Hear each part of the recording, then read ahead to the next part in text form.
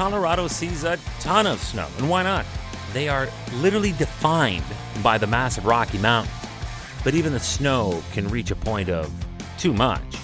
And they hit it when they recorded the most snow measured in 24 hours, 76 inches.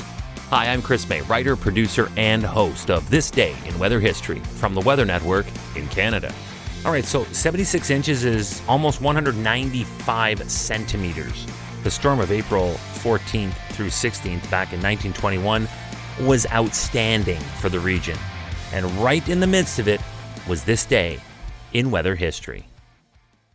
It was reported that the April 14th to 15th storm was the second worst April blizzard since 1885. They were still panning for gold back then. Because of the strong winds, the snow drifted to a depth of 7 feet. That's over 2 meters. And that happened in parts of the metro. The storm was the worst in 5 years in Colorado Springs, where 19 inches, that's just under 50 centimeters of snow, was reported. Telephone and telegraph poles were strewn all over the place, from Denver to Colorado Springs. They were found broken, shattered. These snow drifts were quite frankly ridiculous. Okay, perspective. I stand about 6'2", 6'3". Yet at this location in Silver Lake, I would have been buried up to my eyeballs, standing straight up, and likely succumbed to it because of suffocation and elevation sickness. First, 6.3 feet of snow fell here in a single day. That's my height, at an elevation of 10,220 feet in the Colorado Rockies. There's the suffocation. There's the elevation sickness.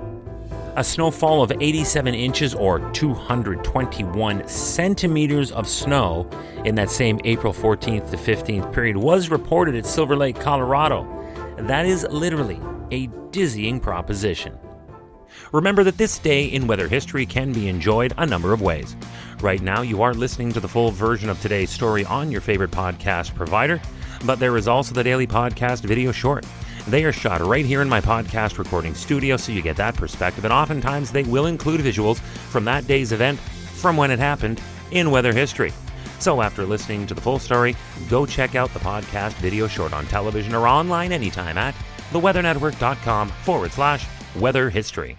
Snow depth to the meteorologist and hydrologist is as noteworthy as wins and losses to a modern-day baseball sabermetrics master. The Met and Hyde want to delve more into the water equivalent of a snowfall. They want to know how wet the snow is or how dry the dendricles are.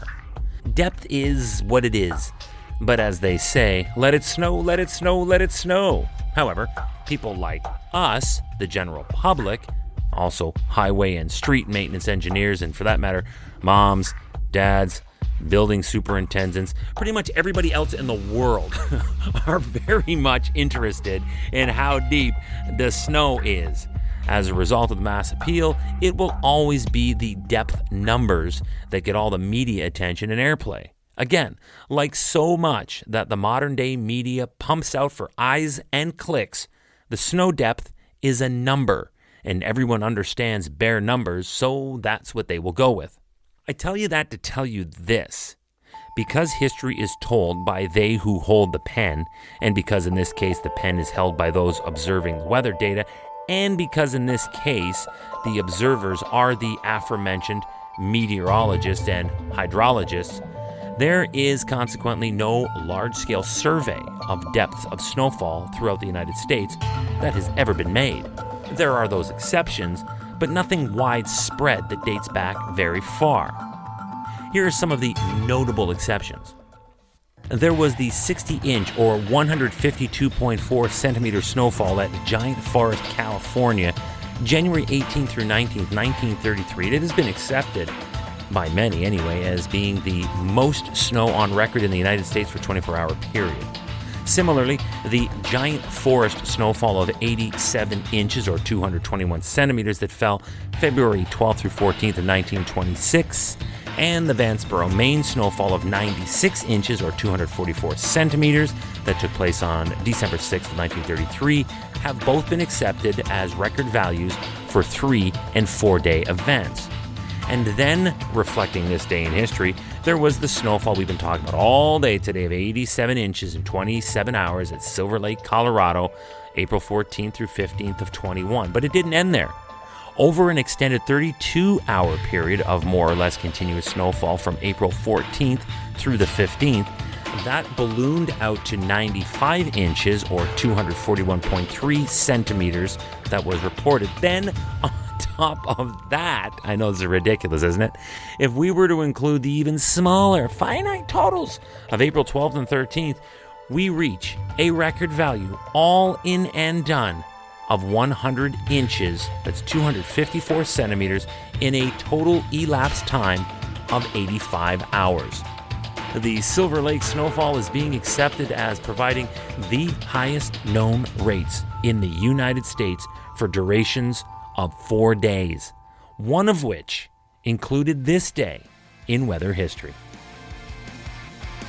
Tomorrow is April 16th, and we're going looking at a story where a game at a domed Major League Baseball stadium had to be postponed, not because of rain, not because of snow, but because of falling ice. We're talking about chunks of ice the size of watermelons. Curious? Wait till you hear this one tomorrow on This Day in Weather History with me, your host, Chris May.